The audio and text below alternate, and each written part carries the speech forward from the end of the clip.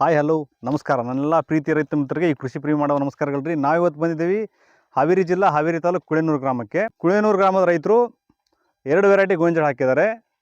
ಆ ರೈತರನ್ನ ಇವಾಗ 2 ವೆರೈಟಿ ಗೋಂಜಾಳ ಹೆಂಗಿದ್ದಾವೆ, ಅದಕ್ಕೆ ಏನೇನು ಗೊಬ್ಬರವನ್ನು ಹಾಕಿದ್ದಾರೆ, ಏನು ಔಷಧಿ ಸಿಂಪಡಣೆ ಮಾಡಿದ್ದಾರೆ ಅನ್ನೋದನ್ನು ಅದೇ ರೈತರನ್ನ ಬಿಟ್ಟು ಅದ್ರ ಬಗ್ಗೆ ಹೆಚ್ಚಿನ ಮಾಹಿತಿಯನ್ನು ತೆಗೆದುಕೊಳ್ಳೋಣ. ನಮಸ್ಕಾರ ರೀ. ನಮಸ್ಕಾರ. ನಿಮ್ಮ ಹೆಸರೇನು ರೀ? ಸೋಮಶೇಖರ್ ಪಕ್ಕೇರಿಶಪ್ಪ ಮಲೂನ್.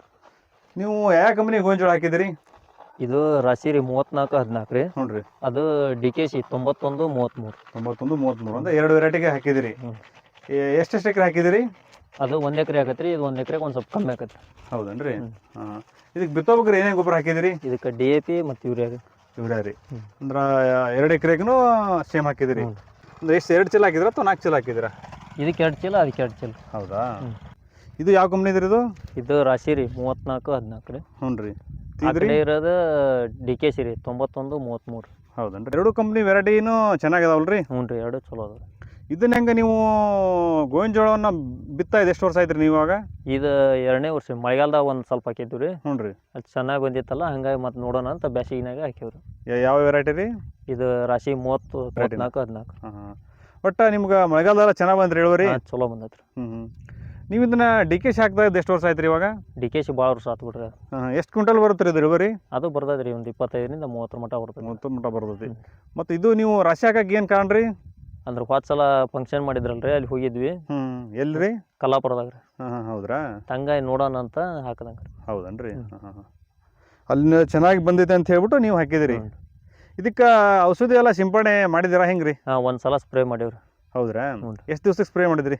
ಹುಟ್ಟಿ ಒಂದು ಕಾಳು ಹಾಕಿ ಒಂದು 20-25 ದಿವ್ಸಕ್ಕೆ ಮಾಡೀವ್ರಿ. ಅಂದ್ರೆ ಏನು ರೋಗ ಬಂದಿತ್ತು ರೀ? ಅದ ರೀ, ಇದು ಲದ್ದಿ ಹುಳ ರೀ. ಅಂದ್ರೆ ಸೈನಿಕ ಹುಳ? ಸೈನಿಕ ಹುಳ. ಅದಕ್ಕೆ ಸ್ಪ್ರೇ ಮಾಡಿದಿರಿ. ಈಗ ಅಂದ್ರೆ ಈಗ ನೀವು ಗೋವಿನ ಜೋಳವನ್ನು ಹಾಕಿ ಎಷ್ಟು ದಿವಸ ಆಯ್ತು ರೀ ಇವಾಗ ಇದನ್ನ? 1 ತಿಂಗಳ, ಒಂದು 4-5 ದಿವಸ ಆಗಿರ್ಬೇಕು ರೀ. ಹೌದ್ರಾ? ಇದಕ್ಕೆ ಔಷಧಿನ ಯಾವುದೋ ಸಿಂಪಡಣೆ ಮಾಡಿದಿರಿ? ಕುರಾಜನ್ನ ಶಾವಿಗೆ ಪುಡಿ ಡಬ್ಬಿ. ಹೌದ್ರಾ? ಎಷ್ಟು ಔಷಧಿನ ಎಷ್ಟು ಟೈಮ್ ಸಿಂಪಡಣೆ ಮಾಡ್ತೀರಿ ನೀವು? ಒಂದೇ ಸಲ ಮಾಡಿರೋದ್ರಿ. ಒಂದೇ ಸಲ? ವರ್ಷ ಎಷ್ಟು ಟೈಮ್ ಔಷಧಿ ಸಿಂಪಡಣೆ? ಒಂದು ಸಲ. ಒಂದು ಸತ. ಅಂದ್ರೆ ನೀವು ಕೊರಾಜಿನ್ನು ವಿತ್ ಶಾವಿಗೆ ಪುಡಿ ಹೈಟ್ ವಚಿಂದ ಹೊಡೆದಿರಿ, ಮತ್ತೆ ಯಾಕೆ ಶಾವಿಗೆ ಪುಡಿ ಹಾಕಂತ ಅವಶ್ಯಕತೆ ಇದ್ದಿಲ್ಲ ನೀವು? ಹೌದ್ರಿ, ಹಗಲೆಲ್ಲ ಎಲ್ಲೇ ಇದನ್ನ ಸ್ಪ್ರೇ ಮಾಡೋದು ಅಂತ ಒಮ್ಮೆ ಸ್ಪ್ರೇ ಮಾಡಿದ್ರೆ ಮುಗೋಕತ್ರಿ. ಅಂದ್ರೆ ಶಾವಿಗೆ ಪುಡಿ ಫಸ್ಟ್ ಟೈಮ್ ಅಷ್ಟು ಹೊಡ್ಕಾಬೇಕ್ರಿ ಅದನ್ನ. ನೀವು ಕೊರಾಜಿನ ಒಂದೇ ಟೈಮ್ ಹೊಡೆದ್ಬಿಟ್ರಿ. ಕೊರಾಜಿನ್ ಹೊಡೆದಿರಿ ಅಂದಾಗ ನೀವು ಶಾವಿಗೆ ಪುಡಿ ಹಾಕಂತ ಅವಶ್ಯಕತೆ ಇಲ್ರಿ. ಯಾಕಂದ್ರೆ ಅದು ಹೈ ಡೋಸಿಂದ ರೀ ಕೊರಾಜಿನ್. ಅಂದ್ರೆ ನಾವು ಹಿಡಿಯಬೇಕಾದ್ರೆ ಜಾಸ್ತಿ ಹಿಡಿಯಲ್ರಿ. 1 ಎಕರೆಗೆ ಒಂದು 5 ಹಾಕಿ ಅಷ್ಟೇ ಹಿಡಿತೀವ್ರಿ ನಾವು. ಹ್ಞೂ ರೀ. ಹೌದು. ಬೇರೆಯವರೆಲ್ಲ 10 ಹೊಡೆದ್ವಿ, 12 ಹೊಡೆದ್ವಿ ಅಂತಾರೆ. ನಾವು ಅಷ್ಟು ಹೊಡೆಯಂಗಿಲ್ರಿ. ಮತ್ತು ಈಗ ಮೇಲ್ಗಡೆ ಇನ್ನೊಂದು ಟೈಮ್ ಹಾಕ್ತಿರಲ್ಲ, ಅವಾಗ ಯಾವುದು ಔಷಧಿ ಸಿಂಪಡಣೆ ಮಾಡಲ್ಲ ನೀವು? ಈಗ ಯಾವನೇ ಸ್ಪ್ರೇ ಮಾಡಲ್ರಿ, ಮುಗೀತ್ರಿ. ಮತ್ತು ಮೇಲ್ಗಡೆ ಯಾವ ಗೊಬ್ಬರ ಹಾಕ್ತೀರಿ ನೀವು ಅದಕ್ಕೆ? ಇನ್ನೊಮ್ಮೆ 20-20 ಆತು ಅದ್ರ ಕೂಟ ಯೂರಿಯನ್ನಾರ ಅಥವಾ DAP ಹಾಕ್ಯಾವಲ್ರಿ ಈಗ. ನೋಡ್ರಿ, 20-20 ಹಾಕ್ತೀವಿ. 20-20 ಹಾಕ್ತೀರಿ. ನಿಮ್ಗೆ ಇದು ಎಷ್ಟು ಕ್ವಿಂಟಲ್ ಮಟ್ಟ ಬರುತ್ತೆ ರೀ ವರ್ಷ? ನೀವು ಇಳುವರಿ ಎಷ್ಟು ಕ್ವಿಂಟಲ್ ತೆಗಿತೀರಿ? ಈ ಬೇರೆ ಎಲ್ಲ ಹಾಕ್ತಿದ್ವಲ್ರಿ, DKCನ ಹಾಕ್ತಿದ್ವಿ.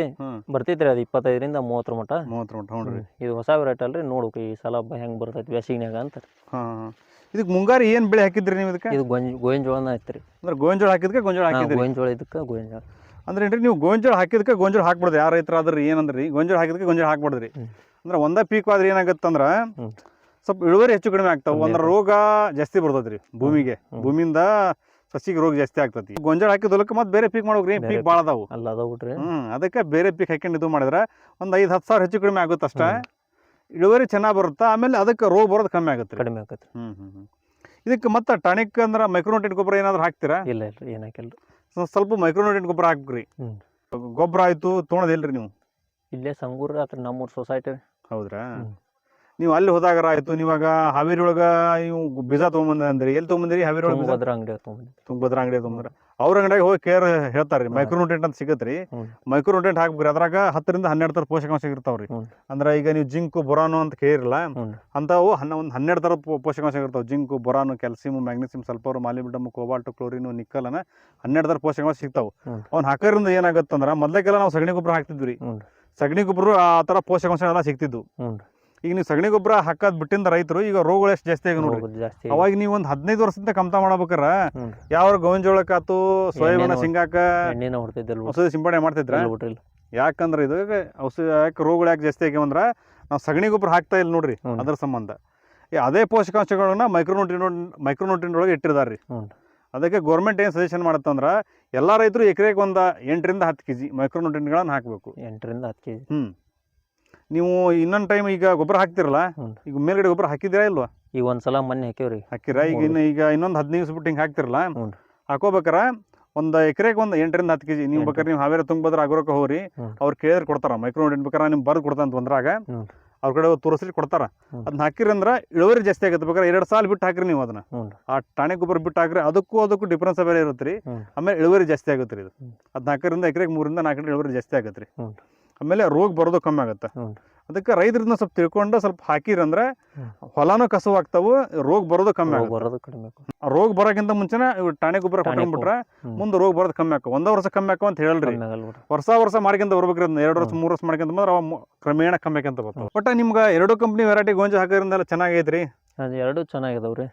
ಇಳುವರಿ ನೋಡ್ಬೇಕ್ರಿ, ನೋಡಿ ಇದು ಚಲೋ ಬರ್ತೈತೆ, ಅದು ಸರಿ ಬರ್ತೈತೆ. ಹೋದ ವರ್ಷ ನೋಡ್ರಿ ಅಂದ್ರಲ್ಲ, ಅದು ಹೋದ ಕ್ವಿಂಟಲ್ ಬಂತ ಅಂತ ಅದು ಹೇಳಿ. ಮಳೆಗಾಲದ ಅಂದ್ರ ಅದ ಒಂದ ಪಾಕೆಟ್ ಹಾಕಿತ್ರಿ, ಅದನ್ನ ನೋಡೋಣ ಅಂತಂದು. ಅಲ್ಲಲ್ಲ, ನೀವು ಬೇರೆ ಕಡೆ ನೋಡೇನಂದ್ರಲ್ಲ, ಅವ್ರು ಎಷ್ಟು ಅಂತ ಅವ್ರು ನೋಡಿ ಹಾಕೇನಂದ್ರಿ ನೀವು. ಅವರು 34 35 ಅಂದಿದ್ರು. ಹೌದನ್ರಿ? ಹ್ಞೂ. ಓಕೆ. ಒಟ್ಟ ಗೋಂಜಾಳ ರಾಶಿ ಗೋಂಜಾಳ ಚೆನ್ನಾಗೈತಿ, ಚಲೋ ಅದಕ್ಕೆ ಹಾಕಿದಿರಿ. ಹ್ಞೂ.